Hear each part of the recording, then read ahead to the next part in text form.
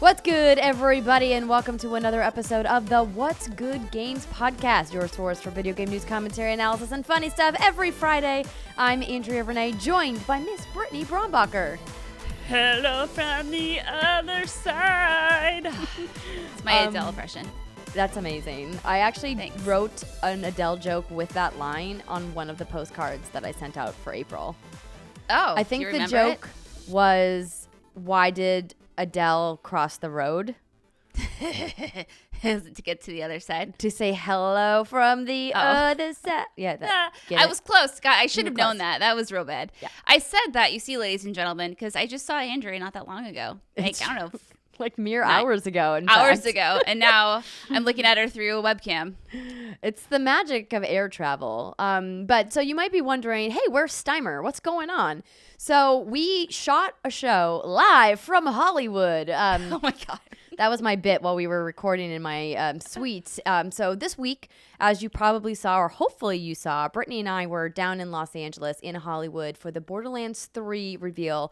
2K and Gearbox flew us down there so that we could get hands-on with the first gameplay reveal of Borderlands 3, and we had a fantastic time. We're going to talk all about Borderlands 3 this show. So before we get to that, I just want to explain like what went wrong. So we recorded a full show. It was like almost 2 hours, an hour and like 45 minutes. Normal show from the hotel room. Thought everything was fine. Did some tests. The test came back okay. So then we sat down and recorded, and wouldn't you know it, I got home today. Today's Wednesday, and I went out to the studio to edit the show because I'm leaving tomorrow to go see my family in Fargo. And all of the audio was completely messed up, and it made me so sad. And my wonderful unnamed producer that likes to stop by the studio from time to time tried to help me fix it, and it was just unfixable. And so in order to spare your eardrums the pain that is the audio of that recording, we decided to just do a Borderlands only special episode of What's Good Games. We're going to do two segments. We're going to first talk about the news from the reveal, from the live stream and everything that happened. And then we're going to talk about our hands-on time. So before we get to that, though, I want to say thank you to our fantastic Patreon producers this month. That's Lincoln Davis, Alex Rigopulos, Faris Attieh, and Mohammed Mohammed. And welcome to our Patreon community, our brand new patrons, our McDog18, Brian Parker, Brandon Bollinger, Lindsay Adams, and Kyle Potter. If you guys want to get involved in our Patreon community, that's patreon.com/whatsgoodgames. We have a bunch of different levels of membership that you can get involved at. It's a fantastic group of people, and we think that you'll not regret it. So that's right. Thank you to those lovely people. We also have some fantastic sponsors this week. Those sponsors, of course, Honeybook, Third Love, and Quip. We'll tell you about those in just a moment. But before we get to that, I wanted to ask you, Brittany. Yo. Was there anything from the news that we discussed that you think we should talk about? Just a couple headlines? Don't go too much into it, but just bullet point them for me, and then we can talk about it afterwards. Okay. The good news is, ladies and gentlemen, so far it's been a very slow week for news. So yes, indeed. During the show last night that will never see the light of day, rip in peace, we talked about that Sonic the Hedgehog trailer, and then we talked about Valve's new Index VR headset, and then today the big news was Psyonix got acquired by Epic. Yeah. So, that's weird. Hey, I would say, like, if we were doing a normal show, those are the things we would deep dive into. But TLDR, Sonic the Hedgehog freaks me out. He looks very scary. I'm still going to see the shit out of that movie because I chuckled a few times during that trailer. So, like, I know it's my kind of movie, dumb humor. Still looks very terrifying, though. I will be drunk when I see this movie. Good call. Are you going to see it? If I can get drunk with you, and then we could go see it. Hell yeah. This to me feels definitely like I'll catch it when it hits HBO kind of a movie. Like, or when it gets to Netflix. I have like no desire to pay additional monies other than my streaming subscriptions. I mean, it looks capital F fine.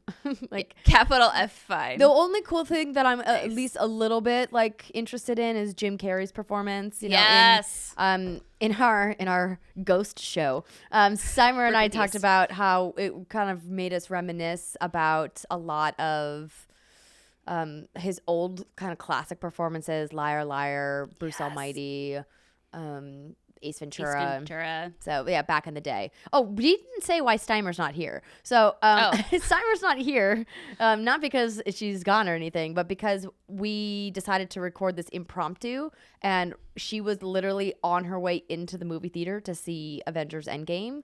And we're like, yo, we just got to make a last minute call because I'm going out of town. And she's like, but I'm walking into the movie. And we're like, we got this. Yeah. So she'll be back next week. Don't worry. The three of us will eventually be able to talk about games. She might be crying her eyes out right now. Yeah. That's okay. We'll hold down the fort. But yeah, I'm excited. Jim Carrey looks great. Valve's VR Index it's very expensive, $1,000. But I'm interested in it because I like VR. But I need VR to be in a better place. I'm fancy. I'll also be tethered wearing that, though. I don't want a big cord. It's like a big science experiment, big cord coming out of the back of my head. Yeah. That's tethering. Yeah. And there you go, ladies and gentlemen. We just summed up yesterday's Ghost episode, at least the first part of it. Yeah. Can you believe it? We rambled about those two stories for like 30 minutes. I bet you can believe it. I mean, yeah. I say I can. Yeah, indeed. All right. So before we get into the Borderlands news, let's hear from our first sponsor. And that one is, sorry, I was getting to the right part in the show notes, HoneyBook. If you guys have a great idea for a business, what's holding you back? If the thought of all that admin work is overwhelming, HoneyBook is here to help you get your plan off the ground. HoneyBook is an online business management tool that lets you control your client communications, bookings, contracts, and invoices all in one place. If you're a creative freelancer or small business owner like us, HoneyBook helps you stay organized with custom templates and automation tools. You can even use HoneyBook to consolidate services you already use, like QuickBooks, Google Suite, and MailChimp. Over 75,000 photographers, designers, event professionals, and other entrepreneurs have saved hundreds to thousands of hours per year. It's your business just better with HoneyBook. If you want to get HoneyBook's special offer for What's Good Games listeners, they are giving you guys 50% off your first year with the promo code What's Good. That's right, you guys. You heard me correctly. I said 50% off your first year with promo code What's Good. Payment is flexible, and this promotion applies whether you pay monthly or annually. All you got to do is go to honeybook.com, use the promo code What's Good for that 50% off, and you'll get paid faster and work smarter with honeybook.com. Promo code What's Good. I just want to give a quick shout out to HoneyBook's customer service. They are fantastic. They respond very quickly if you have questions. And if you're like me and you struggle to put together regular business documents like invoices and you are tired of using the same Microsoft Word templates that everybody else uses. Everyone else uses. Nice. You might want to consider checking out honeybook.com. All right. So as I was saying, discussing all of the news from the Borderlands premiere. So we actually got a little bit of news ahead of the reveal this week, and that was the new Borderlands 3 Twitch extension rewards program that has some in-game loot. So this write-up comes from Variety. It says Borderlands 3 developer Gearbox Software and publisher 2K are teaming up with Twitch to launch an official extension that gives viewers the opportunity to score in-game loot by interacting with streamers they announced earlier this week. The Borderlands 3 EchoCast Twitch extension launches on Wednesday, May 1st, alongside the game's first worldwide gameplay reveal. I was there, so was Britt. Content creators will play and live stream. You guys already know that. Hopefully you stop by our stream. Meanwhile, viewers who link a Shift account to their Twitch account can interact with the streamers in a few ways. They can poke around the streamer's backpack and check out their loadout and skill trees. They also have a chance to snag some of the same loot a streamer finds in-game via rare chest. And once these chests are open, viewers have only 30 seconds to opt into the event. If they're lucky, they'll get to pick a piece of loot they want to receive. It will then appear in their mailbox and scale to their level after Borderlands 3 launches on September 13th. Oh, yeah. We got some firsthand experience of this today. Yeah. So it was really cool. We obviously were partnered with 2K and with Twitch when we were streaming directly from the event today. And when Britt was on, you found one of the chests. And then because you found it, I was able to go back to the same location, do the same chest. But it was really cool. We got a lot of response from people in the chat that they scored some cool weapons. Obviously, there's some kind of mini game involved. Yeah, I don't know if it's so much a mini game as much as it is a game of chance, like a raffle. You know, you click on the thing, and then if you get it, cool, then you get to choose loot. Someone got the assault rifle that was in my inventory. I'm not totally sure if it's the same loot, they get the same loot that you have, or if it's like randomized, or if you can choose the loot. I'm not sure. But yeah, because we found 3 red chests over the course of our gameplay. And I saw some people in chat were like 0 out of 3 curses. And then some people said, I got 3 out of 3. So I guess it's just all a game of chance, whether or not you actually get the loot. But it's fun. Yeah, I think it's a really cool way for people who are in the chat to interact with their favorite streamers, and it's just an added bonus. Obviously, like, you don't have to install the extension if you are like, nah, dog, not for me. I did hear that from some people that there was like a pre-order pop-up happening quite frequently. Now, I don't know if that's going to be something that's in the extension post-launch. I would anticipate not, because, yeah, you know, you don't really need to buy or pre-order the game post-launch. I think the assumption is you have it. But I'm assuming that was purely a gameplay reveal promotional day thing. So, but we'll keep an eye on that. But it's cool. I think this kind of opens the door for Twitch and other publishers to have some partnerships. Steimer had mentioned when we talked about this before that it feels very similar or a replacement for the other drop system that's already inside of Twitch. And she's like, it feels like maybe they're going around it because you have to pay for these drops, the other types of drops that happen with the other extensions.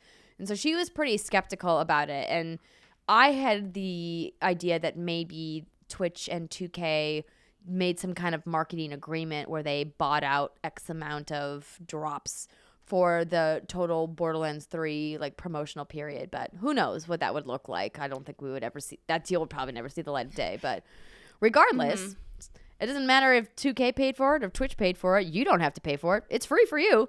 It's free for you. Yeah, it's interesting to think right now. It makes a lot of sense because people, you know, they're excited for the games to come out on September 13th. So for now, you know, they can watch people stream it. I'm sure they'll have other streaming events before launch, and you can try to get some awesome, cool loot. But then once the game is actually out, it makes you wonder, you know, are people going to tune into Borderlands? Like, let's say, I'm just curious to know how people are going to use this tool, right? When the game's out, everyone's playing it. I guess if you watch Twitch streamers as a regular part of your daily entertainment, you know, you can kind of kill 2 birds with 1 stone. You can watch someone streaming one of your favorite games and just get some fun loot on the side. Or maybe if the grind is getting real, or for some reason you don't want to have to go find your own guns, you turn into your favorite streamer, and then if they find something, you can take it. It's really cool, and I think this can open up the doors for a lot of other games. I mean, this is just one example. Imagine a game like Diablo implementing this. Oh my gosh, that would be wild. Right? All the loots. I love loot so much. Me too, and it's so good. Remember today when the developer like spawned like 15 pieces of loot in our game? It was so fun. We're gonna talk to you guys about our gameplay, you know, in our next segment. But if you guys want to check out this extension in action, you know, there's definitely going to be some people from the 2K stream team that are going to be streaming Borderlands Monday through Friday from now until launch. Now, I didn't know that. I want to be clear, not Borderlands 3, but legacy Borderlands games with the Twitch extension. And I think that if there's specific chests in those games that you can click on it. Now, I don't know how it's going to work with Borderlands 3 specific loot. There's a lot of kind of like question marks around that. But what I did like is that this kind of can tie into some of the new announcements we got from the reveal this week into some more of the news bullet points. So speaking of loot, during the gameplay reveal with creative director Paul Sage and Gearbox CEO Randy Pitchford on stage, they revealed that yes, indeed, players will have their individual loot instance, and that means that you get your own loot stream all the time. There's no more loot sharing or loot stealing. This is very good. Yes, so it's super exciting. So they showed us on stage exactly how it's going to work. Essentially, if we're playing in a game and Brittany's level 10 and I'm level 20 and we take down a mini boss together, the guns that will drop for me could be different guns, but they would be level 20 guns. while the guns that will drop for her will be level 10 guns because they will be in her instance. And so we can look at our different guns. And I don't know if what happened in our stream today where they placed guns in the world, if that is indicative of what's going to happen. That was just the thing. We had a developer near us, and he's like, do you want to see something cool? Like, yes, we do. And all this loot just spawned out of nowhere. So, yeah, I don't think that's reflective on how this is actually going to work. And if you want to see that moment happen, you can go to our archive, our highlight at twitch.tv/whatsgoodgames, and it should be uploaded by the time the podcast airs at youtube.com/whatsgoodgames as well, because we were one of the few people that were able to stream that much gameplay and upload it. I mean, they did invite, hundreds of influencers and media to the event, but we hit that live button real quick. Yeah, we did. We were live very quick. This is awesome, though, because typically Jason's my co-op partner for these things. And for the most part, we have a really good understanding of loot. And typically he likes sniper rifles and more precision-based weapons. And I'm more of a spray and pray kind of girl. So I like my shotguns and my automatic rifles and whatnot. So, usually we don't want the same loot anyway. But if like a really badass grenade launcher pops up or some cool other gear, it's kind of like, well, I wanted that, and then you get a divorce because of it, and no one wants that. So I'm really excited about this because when you do get a big pile of loot, it's nice to know that you can just kind of like take your time and pick and choose what you want, and not have to worry about the other person picking up something that maybe you wanted to try. But also, if you want to be a loot bastard and steal all the loot from your friends, don't worry, that option is still in there too. You can go back to the old legacy way, you monster. If you want to be a loot bastard, they call them a loot ninja. I like my on version stage. better. Loot bastard is probably a more accurate term because that's really what I do. But yeah, I thought it was cool that they decided to include a legacy mode. Classic mode is what they called it. And I think what's great about that is if there are people who are playing high level that are trying to help power level somebody and they don't really care about the loot. If they're like, listen, I got guns I like. I'm just trying to help my friend. I just want to play for the fun of it.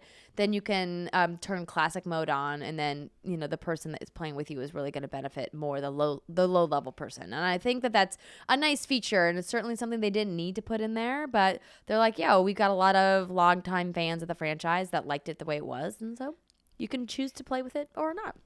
Yeah, it sounds like they've been paying a lot of attention to what folks tend to like in these kind of games. Because the other cool thing that they're doing, and Andrea, of course, she was hosting all this event because she's a badass, and she was chatting with all the development team. So she's like the encyclopedia of Borderlands 3 right now. So I'm going to probably make some mistakes, and she's going to correct me. So how does it work if you're playing with, like, again, I'm level 10, you're level 20, and you join my game? Now, your damage is scaled down to the damage that I deal, correct? Yeah, so we talked to Paul about this, Paul Sage, on the post show on the live stream. So he's like, we handle all the math for you, but he's like, let me give you an example of how it's going to work with the damage scaling. So let's go back to the example I had where Brittany was level 10 and I'm level 20. So if Brittany is out in the world and we've come across a mini boss and it's like level 15, so it's a pretty powerful enemy for Brittany. But she's like, I can do it. I can take it on because I want to get the really good drops and all the XP. It would scale up to 15 for her. And then for me, it would scale to 25. So it would have relative scaling. So the bullets that I'm firing at, it would feel more powerful for me as well. Just like they feel more powerful for you. And so they're like, we handle all of the math behind the scenes to make that work. So you both feel like you're hitting the enemy at the same difficulty, if that makes sense. Okay, that makes sense. It's so cool. It's like they've thought of everything. It's like they figured out the thing that no one else has really been able to figure out. And that's really impressive because Borderlands, to me, is one of my favorite co-op games, and not just co-op, but it's a shooter, and trying to make that gameplay feel good is super challenging and super hard for it to be rewarding when you have an RPG progression built in. I mean, I remember when the original Borderlands came out, it was pretty revolutionary back then, and all the way that they were mashing the genres together, which feels so commonplace today. But I mean, that was a decade ago, So I'm just really happy with everything that we saw on the reveal. So speaking of other new features, one of the big things that they announced is that Sanctuary 3 will be a space station because you're going to be doing some interplanetary travel. Ooh, I like that little accent you got there. Yeah, I don't know what that was. So this is a really cool idea. Obviously, we've seen a couple of different locations in the Borderlands franchise before, but nothing to this scale. The biggest Borderland game they have ever made. And we got a little hint, some quick snippets of several different locations, including planetoids, which Paul was talking to us about as well. I'm just pumped that there's going to be so many different places to explore. The way he described it to us when we were talking to him on the post show was, we were really cognizant of visual fatigue. We wanted to make sure that people weren't seeing the same environments over and over and over and over again, because we want people to stay in the world and be invested and want to keep coming back and keep playing. And I was like, dude, I'm there for this. The desert was great, but in Borderlands 1 and Borderlands 2, it just got to be a little much. And I remember toward the end of both of those games, I just was fatigued. It just felt, I'm getting like cool guns, sure, but it's just sand. At least I believe it was mostly all sand. It's been a long time since I've played these games. But when I think of Borderlands, I think of desert.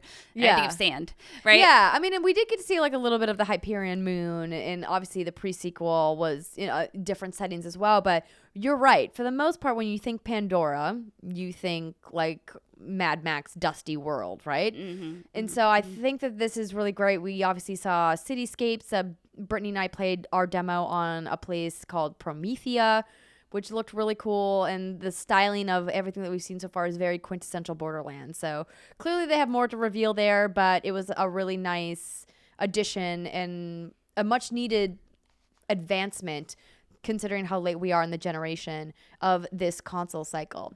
Another thing great that oh, sorry, I just want to say, I think it's awesome that we're in a spaceship, because was at the end of Borderlands 2, I guess, spoilers, I'm not spoiling anything, whatever. No, it's 2012. This is not it's not You're a spoiler. Fine. Where you see all of the vaults and all these different planets, and it was that holy shit moment. Oh my God, like this universe could be huge, right? And so it's cool to see Borderlands 3 saying, yeah, this could be, and we're going to take you to all these different vaults. It's not just like you have one little planet per game anymore. It's just you have all these different ones you can explore. And I'm really happy they're going that way. And I'm excited that this game is going to be much larger. Are they saying much larger or just larger? They said, I don't remember the exact verbiage wording Randy used, but he said it's by far the biggest Borderlands game we've ever made. Oh, yeah, that's a good one, by far. Yeah, he didn't quantify it as like 3 times the size or twice the size or anything like that. But maybe that'll come later in the year. Because they did announce that they'll be at E3, which is just like 6 weeks away, which is wild to think about. They're going to be at Guardian Con in July, which I thought it was super awesome. So they're doing a big partnership with the folks that run Guardian Con. If you aren't familiar, it started as a fan-run Destiny Guardian Con, obviously. And then they were able to add some more partners. I believe Fortnite and Epic Games are one of their partners. And Bungie brought some stations last year to show off Forsaken. And this year, Borderlands 3 is going to be there. So we were kind of making jokes with Fran about how it's kind of turning into like the looter shooter con. That's exactly what I was just going to say. I feel like it's going to turn into Looter Shooter Con. Yeah, and I was like, well, you can't call it that. You could maybe call it like Loot Con. Loot Shoot? No, Loot, you can't really put boogie. shoot in the name at all, though, right? Especially in Florida. Ooh. Oh. Loot Con. Yeah, I could go for Loot. I think Loot Con's the right thing, but I think they're always going to keep a Guardian Con. But yeah, the guys that run that are really great, and they're doing a lot of fundraising for a bunch of charitable organizations. We're probably going to be working with them on something coming up soon. I was just talking to them today, actually. But so Borderlands 3 will be there, and they'll also be at Gamescom in Germany. And at the Penny Arcade Expo. They never called it PAX. They kept calling it the Penny Arcade Expo. Yeah. And I'm like, I noticed that. That's PAX. Is that like a thing? I don't know. Is that what the cool kids call it now? I've never heard anybody call it anything but PAX. Right. Unless you're real fancy. I guess the fancy folks call it Penny Arcade Expo. Us plebes call it PAX. But, I mean, by that time, that's going to be like 2 weeks before launch. So they'll have final code at PAX. God, it's so exciting. That's really exciting. I wonder what they're going to do. Maybe they'll be, I don't know. They'll have a mechanical bull, but it'll be a skeg. Oh, I'm so down for that. And everybody who rides it gets shift codes. Yes. Dude, let's do it. I'll pitch it to Randy. I'll call him up and be like, Randy, Brittany and I had the best idea ever. And he'll be like, I love it. But I do want to talk about just a couple more news points that happened during the kind of press conference portion of the reveal event.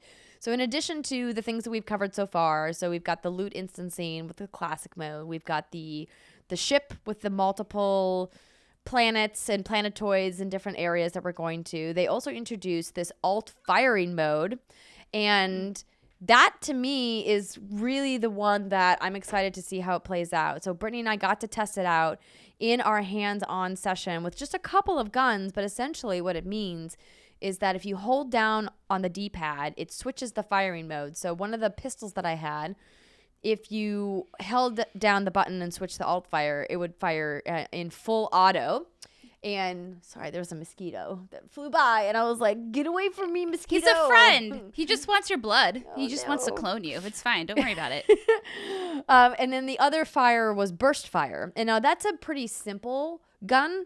But the way that Paul was describing it was that some of these guns can go from, regular like armor piercing rounds to like grenade launcher rounds, and I'm like, "Whoa, that sounds cool." Yeah, that was a rifle I had. It was just a tip. Because I didn't dink around with the different modes the first time I played the demo, but then you reminded me about it. I'm like, oh yeah. So I had a rifle, and then it turned into a grenade launcher, which is absolutely amazing. And then I got this really cool weapon, and it was smart. It was like smart bullets. And so one of the modes was the tracking darts. And so how it would work is I would find an enemy, and this is perfect for me because my precision in these kind of games is just shit.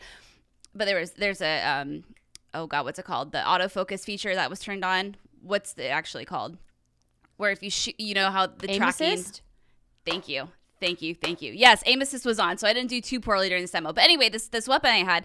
So one of the modes was it had tracking darts. So I'd find an enemy, I'd shoot the enemy with it, and then I could go switch to the other mode, which were the homing missiles, and then I could just shoot these missiles in any which way, and then they would home in and then shoot the person or hit the person that I had tracked. And that was fucking awesome. I said, this gun is made for me. Dude, Precision be damned. That's what I love about what they're doing is that they're really just expanding ways for people to play. And you really get that flexibility when you're doing a PvE game. When you say, hey, PvP is just not part of our ecosystem. It never has been. And we don't really have intentions of bringing PvP in. Like, we want people to go shoot weird, crazy psychos and have a good time playing together. I mean, the most like PvP is ever going to get is the duels, which, by the way, we didn't try to see if duels are back. Oh, remind me about the duels. So duels are like when you punch your co-op mate.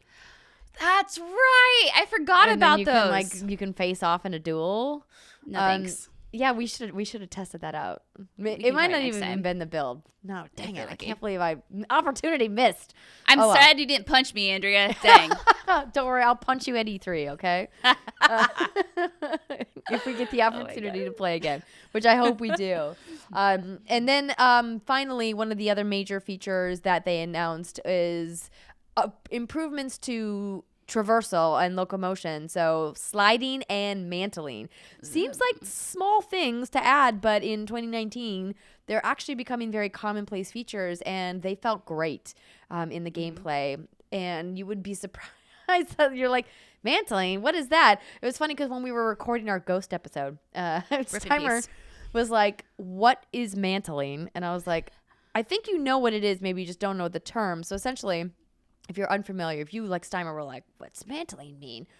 Your in-game character approaches a ledge or an obstacle in the game, and you hit a button, and then they climb over it.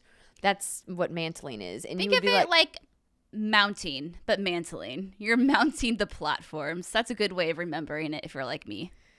I see that look you're giving me, Andrea. Don't give me that look. You shouldn't expect anything less. You're completely true. I mean, you're completely correct, right? You're truths. I am true. I'm speaking the truths. It's been a long day for Brittany and I, okay? It's okay. Yeah, we're kind of here, kind of not. It's great. But no, you're right. It's a feature that, it's funny because when they revealed it during the stream, I was like, well, duh, that should be in here. I'm like, okay, wait. The last time this game came out was in 2012, and it's been a while. And so now there are just some sort of staple features in games like this that you would just expect to have. But you'd be surprised at how many games don't include that. And it's kind of a bummer deal. But now it's in, and it feels real good. And the sliding feels great, too. I swear, you slide for like 50 miles. Yeah. You just keep going. It is a going. luxurious slide. It is. It's like a slip and slide. It's like someone rolls out a red carpet slip and slide and you just get on it and you just go. And it's really great when you get the timing down and you slide past a bad guy, then you wake and you get up and you punch him or you shoot him in the head and their head bursts off. It's awesome. Yeah, I failed miserably at my slide and punch attempts. You were trying to be fancy. So I think my thing is that I'm just so trained from the Destiny slide that I just couldn't get the timing right because it was it's such a long animation on the slide that I kept like hitting the melee button too quickly, and I was just like, gosh, dang it. Kept sliding right past him. Yeah, pretty much exactly that. Hip sliding right past them. Oh, and I didn't mention this before, but that players can now heal and be healed by NPCs. Oh, yeah. Thanks, Claptrap. Yeah, exactly. Hopefully. So those are some of the high-level features. Obviously, you guys saw some of the returning characters. And, like, Zero was in the demo. Maya made a quick appearance in the demo. Lilith, of course, in the demo. I believe they also stopped by and talked to Hammerlock when you were on Sanctuary 3. We got to see Ellie. She's back. She's the best. Yeah, she's running the Catch a Ride stations. Mm-hmm. And then I'm trying to think if there was... Oh, Moxie, of course. Moxie's bar. So yeah, my gambling problem. And that looks like such a fun area to explore. That ship in general, it reminds me kind of I don't know what, like Mass Effect and Wolfenstein's like base. You know, have this big ship and it's, yeah. You know what I mean? It's just like there's all these different rooms. Everything's laid out for you. It looks like an actual ship and has like directions on where to go and how to get there. And yeah, now it just needs romance. And then it's like Mass Effect ship simulator. Romance. That could be fun. But there's never been like conversation trees in Borderlands. You know, I feel like in Borderlands, though, you don't even need you don't have to woo anyone. You just ask them if they want to bang, and they're like, yeah, let's do it. It's Borderlands. They're like, we could die at any moment. Absolutely. It's the Borderlands. A random boner toot comes up to you and kills you, or a boner fart even, and then you're done. Those are enemies. Those are actually things in Borderlands. That's the funny part. Okay, well, we're going to take a very short break. When we come back, we're going to deep dive into what we played, including the 2 Vault Hunters, what we thought of the new skill tree system, and so much more. Stick with us. We'll be right back. Oh my God, my wine is still in here from that stream. Oh, nice. You should definitely throw that away. Oh, God. It smells like gack. Ew, what? Remember gack? Yes, of course I do. Yeah, that's exactly what it smells like. Gross. Yeah, that's pretty nasty.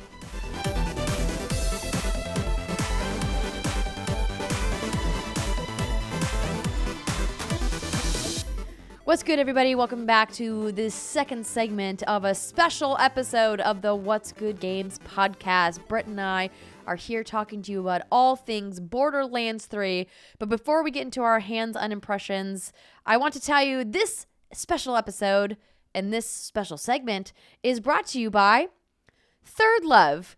Third Love uses data points generated by millions of women who have taken their Fit Finder quiz to design bras with breast size and shape in mind for a perfect fit and a premium feel. That's right, everybody. We're talking about boobs.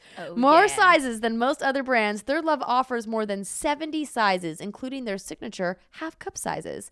Plus, they are full of convenience. Skip the trip to the awkward fitting room where the women with the tape measure come after you and they're like, have you had a bra fitting lately? And I'm like, leave me alone. Fit you? You can skip all of that by going to Third Love's online fit finder, or where you can order and try it on at home. No more awkward fitting room experiences.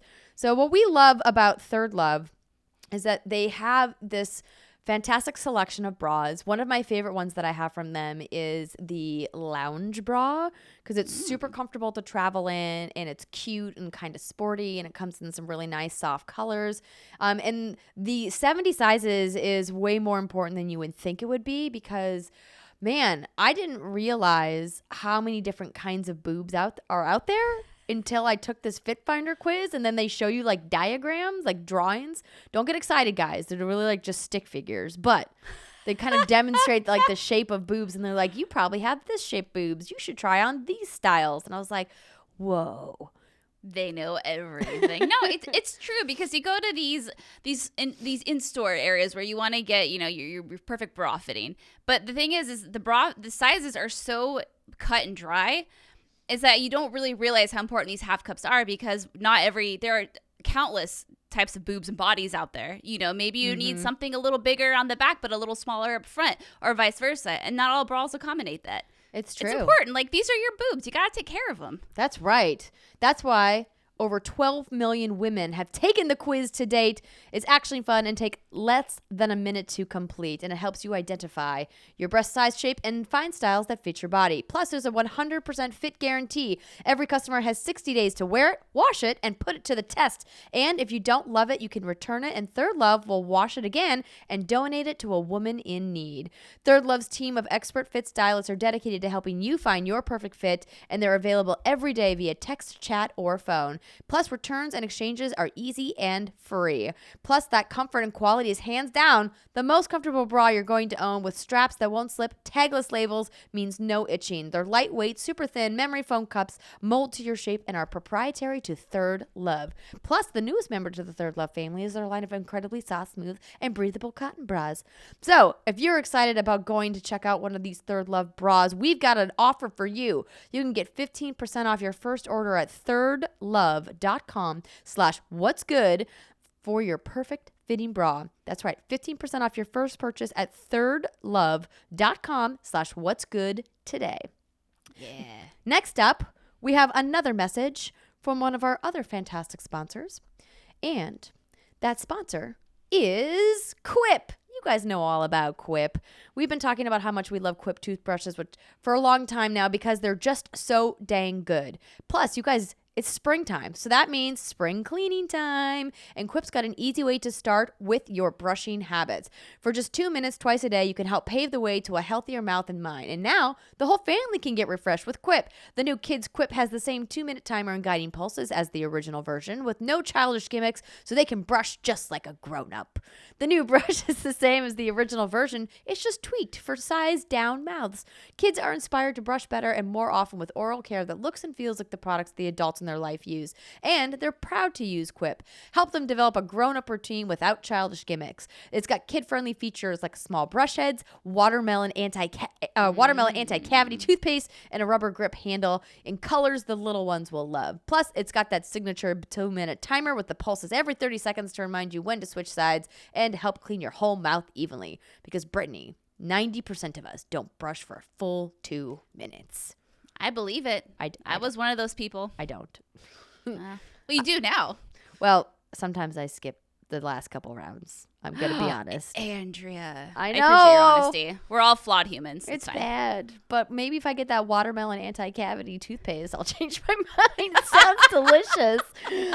If you want to be a part of the Quip family, you guys got to go to getquip.com/what'sgood right now.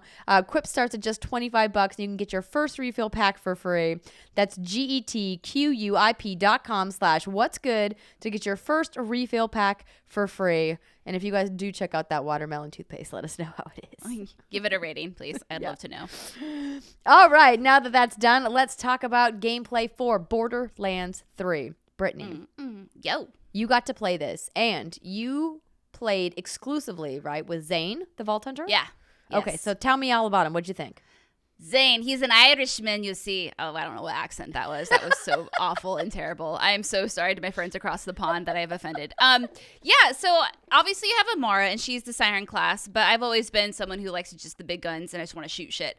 So Zane was the closest to that. He's the operative, and you can play him a bunch of different ways, but the way I played him was I just had my 3 big guns I like to use, and what's cool about him is that you can forego your grenade slot for another action skill. Is that the correct term? Yes, it is. Okay, so the 3 things that you can do with him, his main ones, are you can clone yourself, and this clone will shoot things. I think you can even have your clone eventually throw grenades as well. You can, yes. Okay, thank you. I'm so happy you're here. God, you're like the encyclopedia of all things. Andrea Wikipedia, Wiki Andrea, and whatever, I'm done. Anyway, so yeah, you can do that, and then you could also, erect a barrier that you can shoot through that can also have other properties as well, like Andrea. Like what? Oh, so one of the cool things about Zane's shield that I learned from Paul, and the reason I know so much is because I got the amazing privilege to be able to hang out with so many of the Gearbox team when we were doing rehearsals for the live stream. And so he was showing us some really cool things in the skill tree that later on down the tree, one of the new things that they've added into the 3 skill trees are an augment system. And one of the augments for Zane's shield is that you can put an elemental effect on it. So if I'm standing behind Brittany's shield, I can shoot through her shield and my bullets will get an elemental effect from going through her shield. Oh, that's so cool. Yeah. Yeah, and I didn't do that with my shield. I'll get to that in a second. So I had the barrier, I had the clone, and then my favorite was the drone, and I named him Harry. Andrea named him Perry. Well, I thought you said Perry, and I asked you on stream. I go, did you say Perry? And you said yes. So I think I thought you said Harry. I think we're gonna chalk this up to like you just misheard me, or I just misheard you, or both. He has 2 names. It's fine. Don't worry about it. And so what I liked about him is I would because I like to do what Steimer told me in the Ghost episode, Rip in Peace, is I like to face tank. And that is totally 100% me. I love to run just head on into all the firefights and just shoot things with my shotgun and my automatic rifle, spray and pray and hope for the best. Usually doesn't work out so well for me. So when I'm playing by myself, I have to play a little more conservatively. So that's why I always get the barrier, and that's why I have my drone. So that way I can just duck behind cover and let my drone, Perry or Harry, do all the dirty work, and then I can protect myself with the shield. And it worked out really well for me, and it was a fun play style, one that I'm accustomed to. And then it was fun once Andrea joined in my game, and then I can kind of just face tank a little bit more, and I got to experiment with the little clone a little bit. But he was fun. That's the kind of class I like to play. And when I went to his skill tree, some of the first things I did, because they start you off, I think, with 7 skill points, is I equipped my barrier and I equipped Harry. And then I increased my shield regeneration rate and the shield capacity because, again, when you face tank, you kind of need some extra defense. And then I also increased his attack damage while he's walking because, I run around and I shoot shit. And what it was really cool about is that normal walking speed, I was increasing the damage by like 5 or 6%, I think is what it was, which, again, helps me out a lot. But I didn't get to check out his skill tree too far down because I was kind of just like focusing on what I was doing. But like Andrea was saying, there's some really cool augments you can do, which will be fun when you have, the guys with the shields that are resistant to certain kind of elements. Then you're like, okay, you can go in your skill tree and then swap them out and be like, okay, this is what we're going to do and it's going to be awesome. Anyway, Zane was fun. He had a lot of quirky things he was saying, and I had a great time with him. I think he might be the guy I choose to go with, because he's so fun. He says things like shite, and other things that Irish people say that I love. I love that they're really turning the action skill system on its head by giving him the ability to dual wield them in lieu of a grenade. Like, that's such a neat idea, if that's the kind of play that you really like and enjoy. In addition to that, Brittany touched on one of the major overhauls to the RPG progression system of the Borderlands franchise, which is the action skill trees. So the 3 skill trees are back like they were previously. However, now each of those skill trees has its own individual action skill. So Zane technically has 3 action skills, and so you can kind of hot swap between them, when you want to, or you can choose to power build a single one, just like old school Borderland days. Now, the augment system, which I thought was really neat, allows you, once you hit a certain tier in the skill tree, if you guys remember in Borderlands, you put X amount of points in it and unlocks the tier below it. It will also has these little sidebars that will unlock passive abilities that will carry with you no matter if you are still on that tree or if you decide to switch to a different tree, which I thought was a really nice perk and makes it super rewarding progression-wise for players to say, hey, maybe I start with the sentry and I decide, midway through, I actually want to put more points into the clone. If you've already unlocked passive augments with the sentry, you get to keep those buffs if you move over to the clone tree. And I thought that was really nice. It just, a lot of the decisions they made continue to feel like we just wanted to make the game more fun for players. We wanted to be less punishing and more fun. We just wanted to give you a lot of content to play, a lot of opportunities to sync up with your friends and try different builds and put different vault hunters with different specs together. And most importantly, like, we wanted you to be motivated to come back and keep playing. And it's not motivating when you feel like the skill tree system is punishing you. And I was like, yes, it's like you understand. It's like you've been paying attention. And what's also neat about this is if Andrea, she wants to be just like me and she tries to play a Zane character, Always. Oh, yeah. And so we both have our Zanes and our Parries and Harrys, but we can have completely different characters in terms of the skill set and the abilities. She might play Zane a completely different way than I play my Zane, but they're the same character. So it's not like, I think you and Steimer talked about this last night, Rip in Peace, the Ghost episode, where both of you tend to play the same classes in Destiny and whatnot, and then you find yourselves kind of missing a big gap there, and there's a weakness. But it sounds like this way, you can balance out these characters even if you are playing the same people, which is cool. Yeah, exactly. I mean, because previously in Borderlands, sometimes you would butt heads with people in your co-op group if you both wanted to play the same class, and it became like, oh, well, who's going to play which character kind of a thing, and that is now a thing of the past, which I think is really cool. So I got the opportunity to play with Amara, and I was always super intrigued with her the moment I found out she was a Siren. I've always been a Siren player. Lilith was my girl in the first game, and then it was Maya all the way in the second one. And so I admit, excuse me, that I was a little concerned when they were showing her face slam ability that she was going to be a melee focused Siren. And I was kind of like, oh, wah, wah. I don't really like melee gameplay. Face taking is for Brittany. It's not for me. Yeah, it is. And so I was kind of like, oh, that's kind of a bummer. But then when we got to see her reveal, and then when I got hands on with her, I dug into her skill tree, and her 3 active abilities are Phase Slam, so the ground pound, Phase Grasp, which is my favorite, which is with this giant arm that comes up out of the ground and then holds an orb in its hand, very similar in look and feel to Maya's Phase Lock. And then she's got a Phase Cast, which I also tried out, where she essentially like pushes her hand out like she's doing a spell, and she sends out like a silhouette of herself that attacks the enemies that you cast it towards. And so I think it's a really neat way to take a magical class, but really kind of turn it on its nose and go, well, if you want to play like a melee mage, why not? Why can't you? Mm-hmm. Or you can play Siren, very similar to the ways that you played maybe Maya or Lilith. And so I'm really excited to dive into her tree, and not just her action skills seem to really resonate with me, but I just love the way that they designed this character. She's got this, Indian background. She's got this amazing accent. She's got this super badass like haircut and vibe. She's got these amazing biceps and those abs for days. Oh, you can do all your laundry on those abs. Yeah, I mean, like that's hashtag goals right there. Oh my God. I would never be able to eat sugar again. No, I can't live that life. I'll just admire her abs. Yeah, you do the hard work, Amara, and we'll just be like, you go, girl. Them abs. But she's a super fun character. I'm looking forward to playing with her a lot more and kind of seeing where her storyline goes. But let's talk a little bit about how the combat feels. So clearly, psychos are back. They've always been a huge part of Borderlands, and the psycho mask was all over the marketing at the event today. But the gameplay felt so crisp and tight, and then the gunplay felt really smooth, and I just am so impressed by how far along this game is.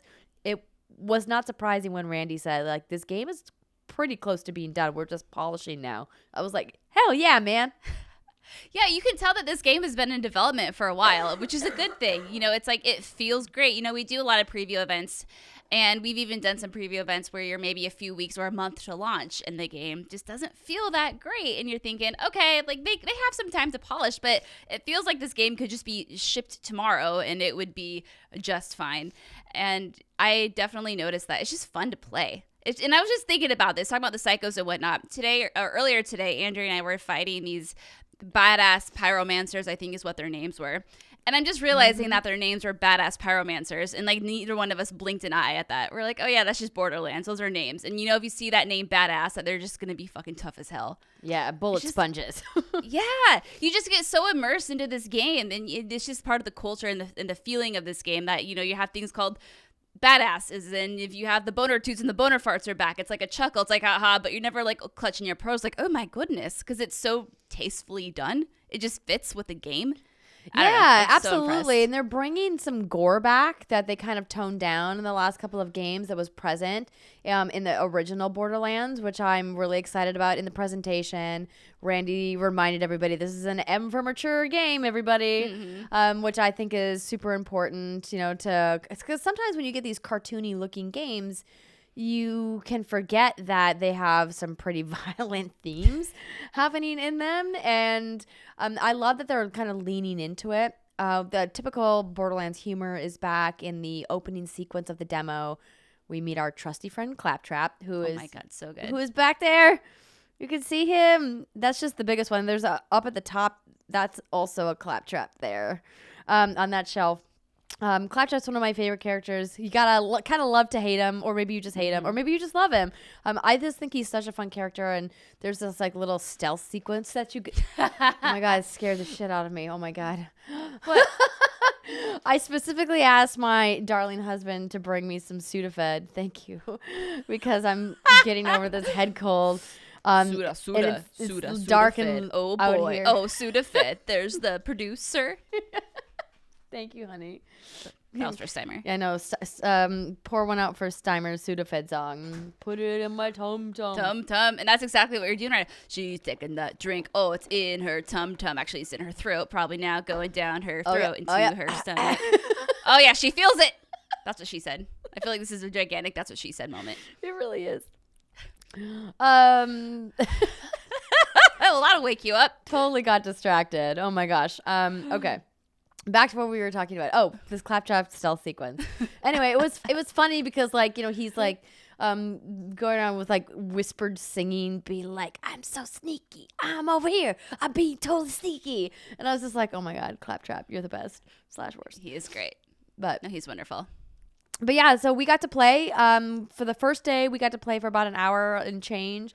And then the second day, we came back and played again, and we streamed. Again, if you guys missed it, you can check it all out. But the gameplay just feels and looks great. And I'm just so ready for this game to just launch already. Be here. You should talk about what you talked about in the Ghost episode, Rip in Peace, about the level guns and how you and Fran were confused.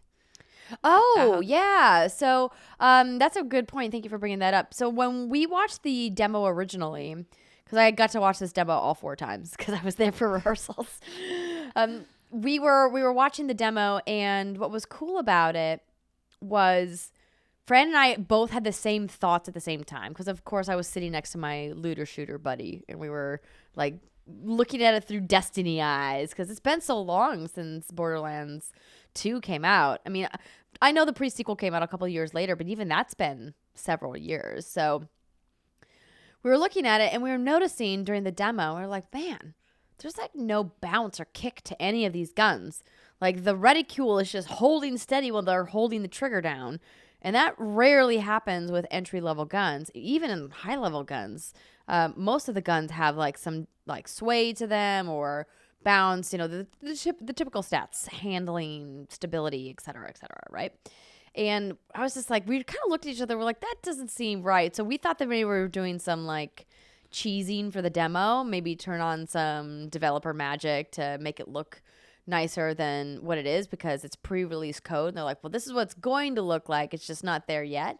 And so we talked to Paul about it backstage. We're like, hey, can you like break down like what's going on with the guns? I know it might seem like a little nerdy, but we're big FPS players, and it was really noticeable to us how smooth all the guns were.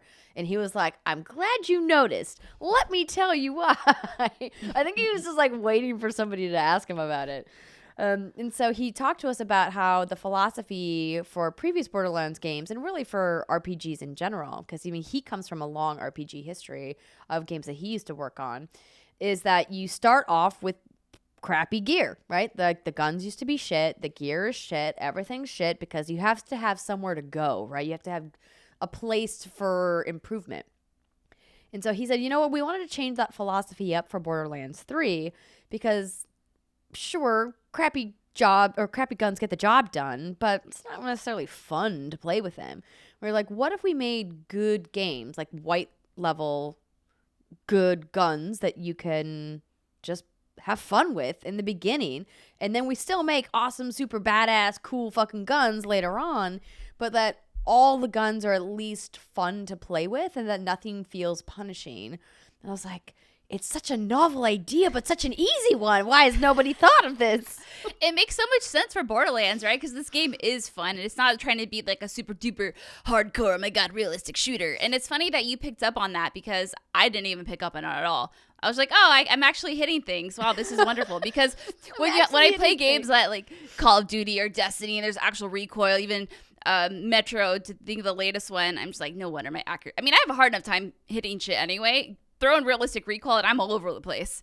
So it's funny that you picked up on that because I never in a million years would have ever like noticed that and thought it was a high level weapon. The fact that you and Fran at the same time were like, ooh, what is this? You nerds. It was in particular, it was an SMG because generally speaking, SMGs in games have a really high instability rate because you're sacrificing that for short range power because you're usually using those in like a pray and spray and pray.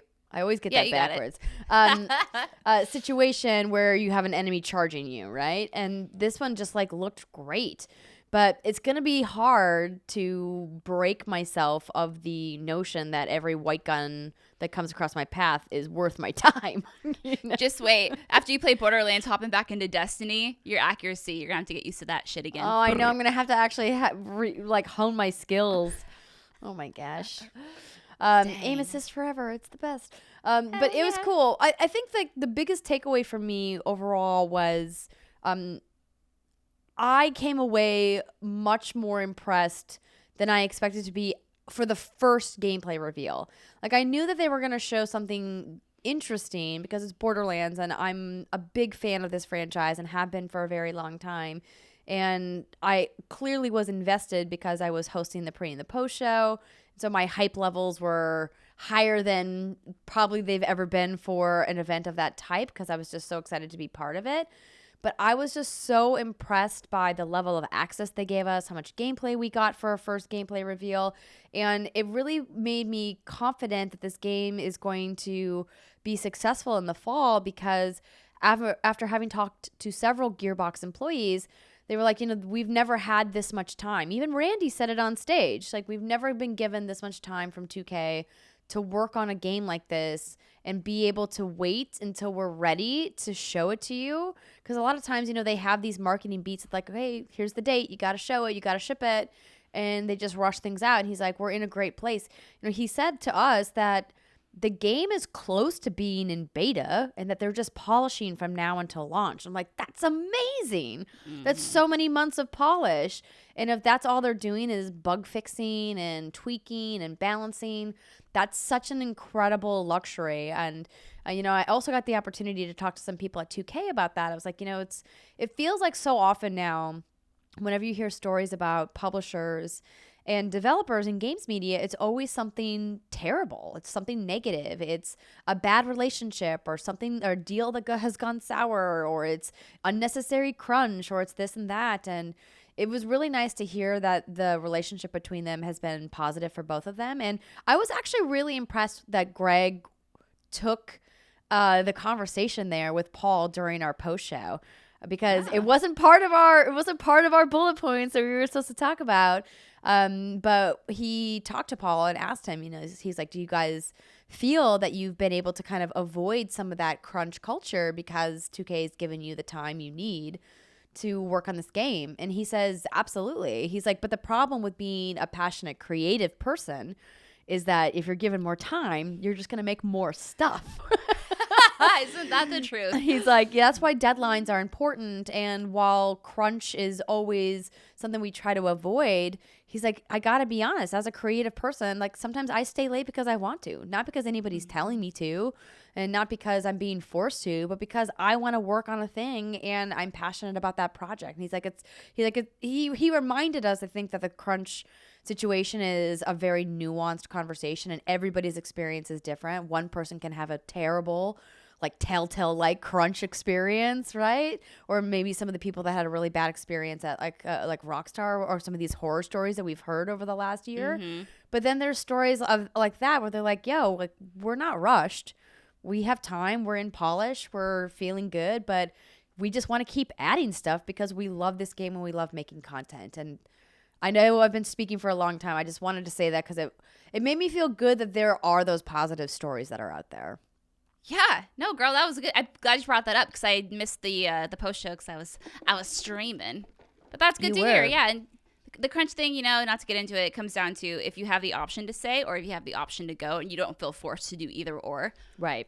You're grooving, and this could be why this game feels so damn good. The healthy culture breeds healthy games. I would say that, but from what we heard, Dragon Age Inquisition was a piece that was really hard to work on, and that was still a game of the year. Anyway, so my yeah, Bummer Town, man. Bummer Town. So yeah, my impressions taken away from this. I first started the demo. And the first 10 minutes or so, I'm like, okay, this looks and feels like Borderlands. It didn't immediately have me in its grasp. I'm like, this is cool. I'm going around, I'm looting everything. It's great. But then as soon as, mayhem, that's kind of what I feel like they're all the key word here that they're using, the buzzword. And damn, it's true, because once that starts, once you have all these enemies flanking you from side to side, and you're running and jumping and sliding and ducking and letting your turret Harry do all the work for you, your drone, I mean. It's like, oh my God, this is so much fun. And I had a blast playing by myself, but where it really stood out was when Andrea and I got to play it together today in co-op. It was just such a fun experience. And I personally think Borderlands is better with a friend or two or three. Of course it is. And it was, yeah. Not only is it not as crazy, it's still crazy, but it's you don't feel like you're suffocating sometimes, but it was awesome to be in this big arena, and I'm looking behind me, and she has her, is it called phase grasp, or whatever it is, yep. Your big god hand. It has the badass pyromancer in its grasp, and I'm able just to take easy shots at it because it's not moving, it's stuck. So my accuracy was 99.9%. And so it was just so, and then she's like, okay, I'm going over here, and then I went over here, and then we were shooting things and we were flanking things, and it was just awesome. It was just so much fun. And the more you played, the less you want to stop playing. The more you play, the less you want to stop playing. I don't know if that makes sense. Yeah, basically it just gets better and better the more you play. And the time just flew, and it sucked to have to stop playing that bad boy because, God, it's just so much fun, and it feels so good. And I want it to be September. Yeah, I'm going to lose many, many hours in the many worlds of Borderlands 3. I do want to kind of capstone this with a conversation I had with Paul that stemmed from a question that I got from our Discord, which was, can you ask him about clans? And so I did. I asked him about clan and guild system because those are very popular. But as you guys are aware, there's no PvP in Borderlands. There are no raids in Borderlands. And so when I asked him, he was like, there's no clan or guild system in Borderlands, and we have no plans for it.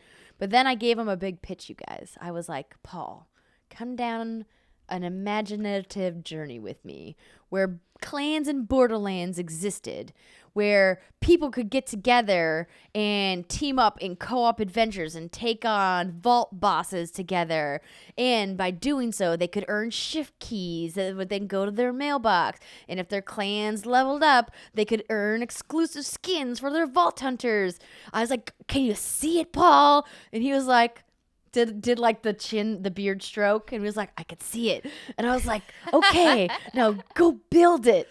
We had a nice chuckle about it. But in all seriousness, I have no idea if they have any intentions of building that in. It's never been part of the Borderlands universe. It would be cool if it existed, but as of right now, sorry guys. No clans in Borderlands. Sorry.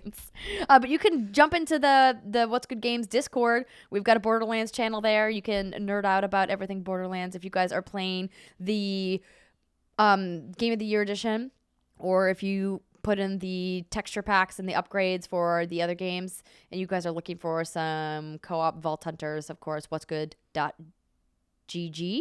No. Yes. That sounds right. Yeah. Discord.gg/what'sgood. There's some GGs in there. What's the GG even stand for? It's a domain extension that tried to become a thing.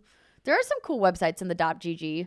I looked at .gg for what's good, and then I was like, that's weird. No. Why when you can get .com? .com's the original. Yeah, we're OGs. We're old. That's what we like to use. Help. I was going to make a joke about being old, but my brain just was not moving fast enough to make it happen. It's been a long day. It's been a fun day. It's been a very fun couple of days. You've been hosting, kicking butt. I've been playing Borderlands, and it's just been awesome. But, it was super travel, fun. It's exhausting. It is indeed. So we're going to wrap it up. Apologies again about not being able to pull up the full episode. In that episode, Brittany talked about her continued Days Gone woes, which are making her sad because she really likes the game. And I talked about how much I loved the Mortal Kombat campaign. So hopefully we can kind of rehash some of those conversations next week. Of course, our anniversary stream is like right around the corner. And I'm going to pull up my notes here. While I do that, do you want to give the folks the details on the stream days? I would love absolutely nothing more than to do that. All right. So our Patreon streams for the month of May are going to be Friday, May 10th. That will be our after hours and our happy hour Q&A stream. We do not have a time set just yet, but that is a thing we will probably figure out May 9th. And then our anniversary stream. So we're coming up on our 2-year anniversary, ladies and gentlemen, which is kind of crazy and hard to believe. So our What's Good Games 2-year anniversary stream will be Saturday, May 11th. So the day following our Patreon streams. And it'll be fun. We're going to dig up some super old clips that I found that are from like 2017, old school stuff, and then do some gameplay streams maybe. We haven't really talked about it yet, but it'll be a good time. It's true. We're still working on content planning. Yeah, we won't even lie to you and pretend like we have everything in a row or whatever that's saying. Ducks in a row, quack, quack. No, that's not the case. I told the girls this yesterday when I saw them. I was like, I'm going to be honest. I am woefully underprepared for this year's anniversary stream because of everything that's been going on, and I'm sorry. I'm sorry. No. See, you don't need to take the brunt of this because all of us are unprepared. This is a team effort, and none of us have our shit together right now. It's fine. There's been a lot going on, but we always seem to pull it together last minute, unless it's the ghost show from last night. Rip in peace. Rip in peace. We did eventually suss out what the technical problem was, but yeah, that show won't ever probably see the light of day. I did find the note that I wanted to make sure you guys know. We have a special guest next week because Steimer is indeed out in Florida. So I lied to you when I said we would be back together next week. It's not true. She's in Florida taking care of some family stuff. And so we have special guest Kelsey Impachiche. I always screw up this name, but she is a gigantic Sims YouTuber who, of course, also works for BuzzFeed Blue, if you guys are familiar with that channel. So we're going to get her to teach us how to pronounce her crazy Italian last name. I think it's Italian. When she's on the show next week, so it should be a lot of fun. But until then, thanks so much for listening. Again, twitch.tv/whatsgoodgames if you want to check out our gameplay, or youtube.com/whatsgoodgames. We love you guys. Goodbye. Goodbye.